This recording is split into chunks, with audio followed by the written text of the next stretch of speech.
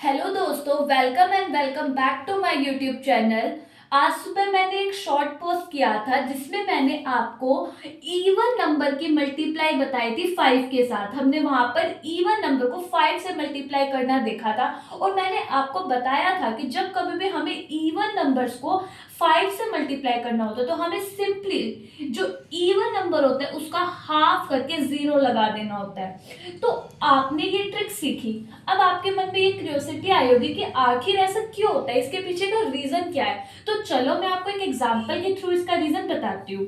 अगर हम 42 का केस ले, 42 इंटू 5 का केस ले, तो हम 42 को 21 मल्टीप्लाई 2 लिखेंगे। लिख सकते हैं 21 मल्टीप्लाई 2 और मल्टीप्लाई बाय 5। अब हम सपोज कर लेते हैं ये जो 21 है ये n है और मल्टीप्लाई 2 5 से जब मल्टीप्लाई करेंगे तो हमारे पास क्या आएगा 10 10 n। n यहाँ पे क्या है, n यहाँ पे 21 है। और अगर हम इसे दूसरे वर्ड्स में बोले तो 21 क्या है, half of this number. Half है वो, किसका हाफ है, हाफ ऑफ 42।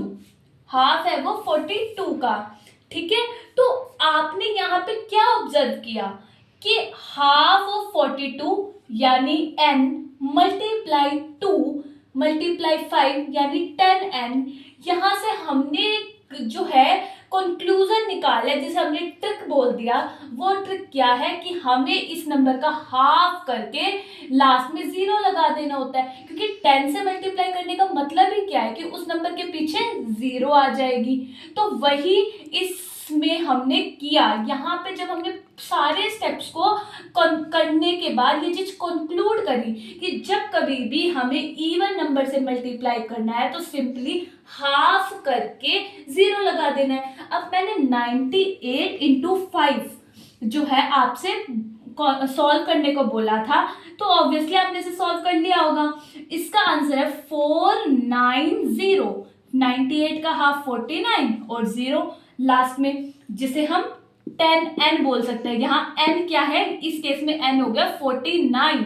49 कहाँ से आया, वो हमारा 98 का हाफ करके आया, जिसे हम 49 इंटू 2 लिखते हैं ना, वही हमारा ये जो 49 है वो यहाँ आ जाता है 10n। n हमारा ये हाफ नंबर होता है।